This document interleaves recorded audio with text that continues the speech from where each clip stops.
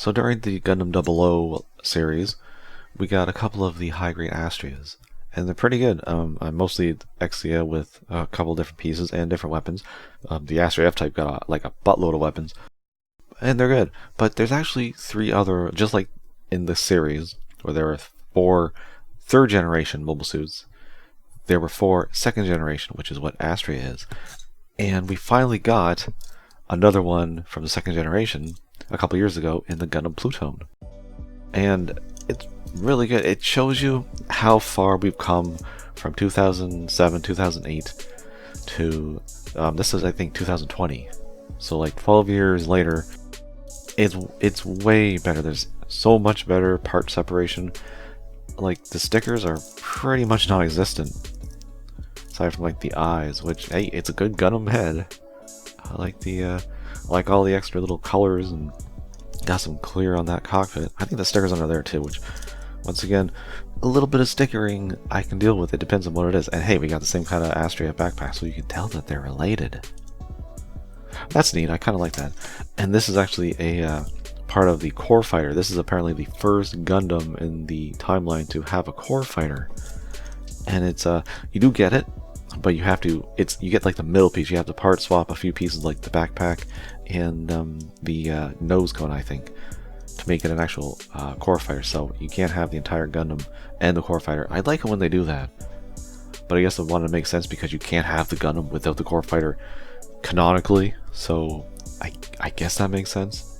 And because it is modern, you do benefit from more modern articulation, which is always good. But it still feels like very 00, even though it has better construction. So that's cool. Like, and yes, these are little baby feet, but they still stand fine, even though they're very tiny. And also, flashback to the original series with these rubbery hosing, because the first generation mobile suit, or sorry, third generation mobile suits, first line of mobile suits in the in model kit form, had the rubbering on them. Not as egregious, but because it is a second generation, they had to, I guess, make it look like it's being powered throughout. Like they aren't able to condense the parts as much as they did before, and they did afterwards, and then in season 2 where you don't see them at all.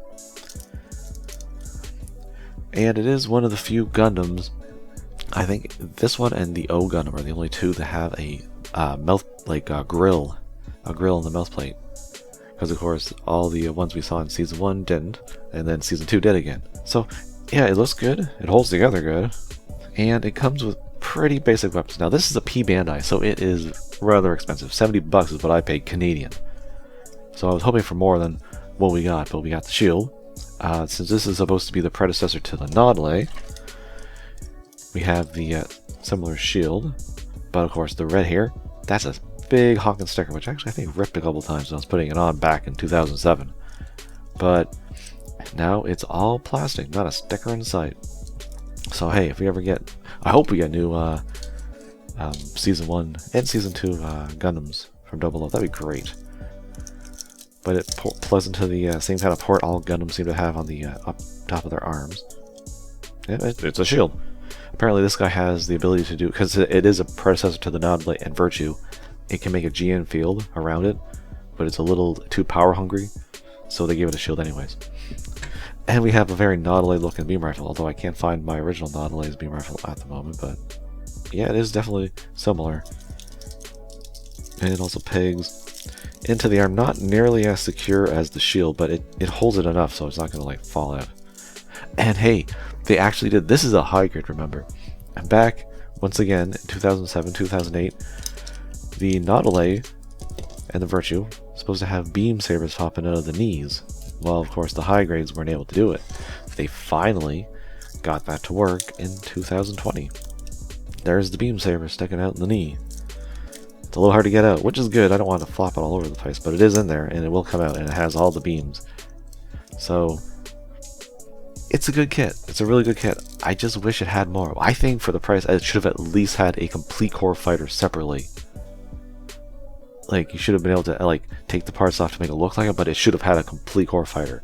For the amount of money this thing costs, it just, although I say that, I'm just glad it wasn't a sticker heavy mess like a lot of other ones from P-Bandai. I'm thinking of like I think the Pale Riders are like that. There's a lot of, I know there's a lot of P-Bandai kits that are insane with stickers. So this guy got off very, very, very nicely. And I wouldn't mind seeing the other two. There's still two more second generation kits we never got a high grade, or any kit actually.